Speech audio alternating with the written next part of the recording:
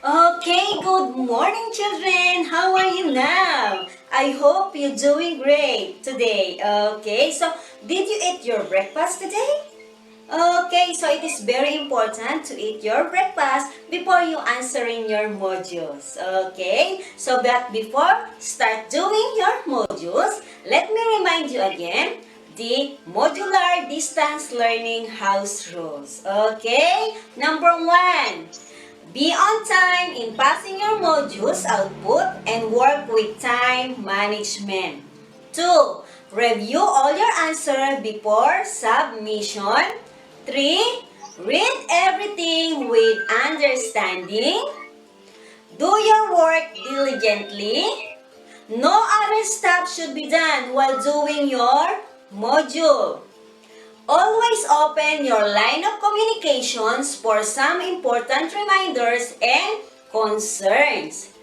Stay focused on answering all assigned weekly tasks written in your weekly home learning plan and follow strictly the distribution and retrieval protocol. Okay, so now we are in week 7. But before we move to our lesson and different tasks now, let us recall what you have learned last week. Okay, so you will learn about different sources of information. So we have the print, the broadcast, and online. So reference books, textbooks, and newspapers are all examples of print materials. And TV commercials and radio comedies are broadcast materials. And the emails, the ebooks, and the social media are all online materials. Okay, so for the first activity, so you have the learning task 3 on page 31 of your module. In your notebook, you're going to classify the materials as to print, broadcast, and online. So you will use the table provided. Okay? So you have the printed magazines, TikTok, printed dictionary, websites, TV documentaries, TV news, TV movies, fiction books, so blogs, online journals, radio news, and e-books. So for that, the learning task number 3. Okay? So I hope you will enjoy doing our first activity for this week. So with the use of different sources of information, you may now compare and contrast. The skills on comparing and contrasting are necessary in enriching your knowledge, in finding reliable and credible sources of information. But what is comparison and contrast? It was our lesson on the first week.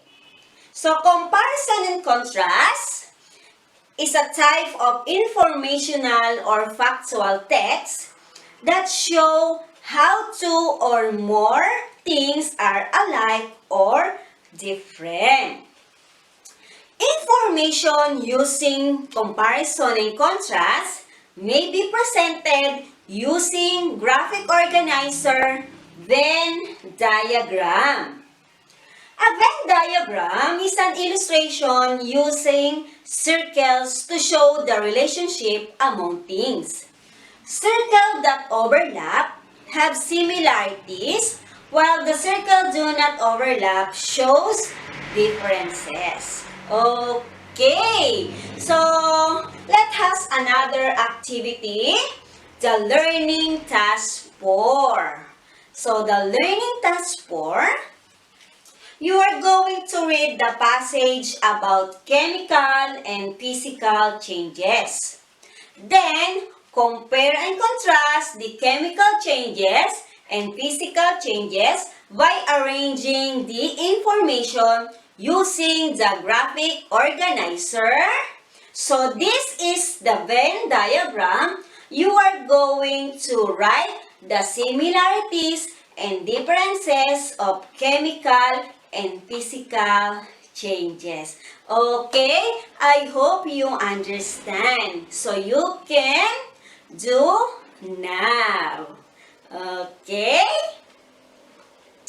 So, and to practice more in comparing and contrasting information, I prepared additional activity for you, the worksheet number 1. So, this worksheet, you are going to read the story about the butterflies and bees. You're going to fill the diagram to show the differences and similarities between the butterflies and the bees. Okay? So I hope you know how to compare and contrast using Venn diagram now. Okay? So for our next activity, the learning task number 5.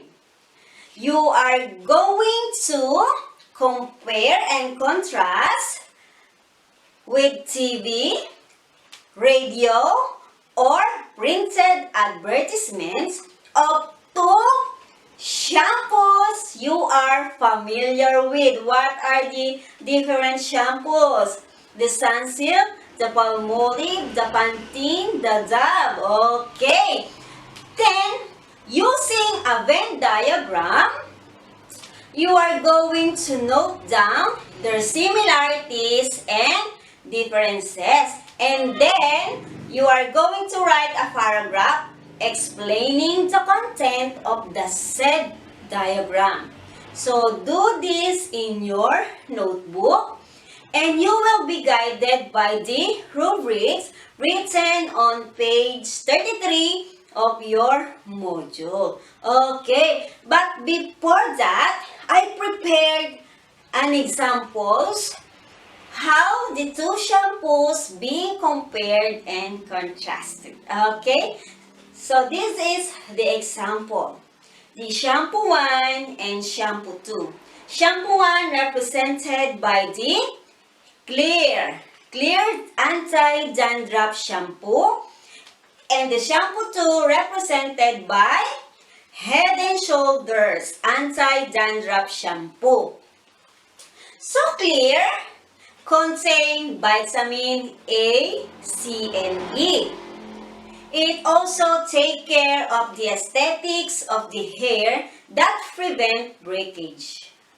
Okay, while Head and Shoulder contains scalp nourishing formula with VitaZinc. Helps with natural, mental cools, and refreshing wash. Okay, and the similarities written on the overlap circles, they both fight and remove dandruffs and cleanse and scalp. Okay, I hope you can do the activity now. Okay, so, okay, for the last activity, the learning task number 4, or learning task number 6 rather. Using any available sources, you are going to search the information about cats and dogs. Identify which, if the 2 is considered as the best pet. You are going to note down the details and list down their similarities and differences using this graphic organizer. Okay. Then again, you are going to write the paragraph explaining the content of the diagram. And again, you will be guided by the rubric written on page 34. Okay? But then again, I have another example of comparison and contrast about cats and dogs. So, this is my example. Okay? It's about the cat and the dogs. Cats climb trees, like fish, have kittens, chase cats, and like yarn. Okay. And the dogs like to bark, like bones, had puppies, chase cats, and like balls. And for the similarities, they both have the four legs, can be pets, have fur, can run, and can jump. Okay, so I hope you will be able to do the task now. Okay? So class, don't forget the paragraph about your graph. Okay? So again, you will be guided by the rubrics. So don't forget to read the rubrics written on your modules. Okay. So that's all our tasks for the week 7. For the different tasks and activities for next week, week 8, we will provide you the weekly home learning plan for more tasks to be answered. Okay? So, good luck, children. Stay healthy and safe. Always remember our house rules. Okay? Thank you.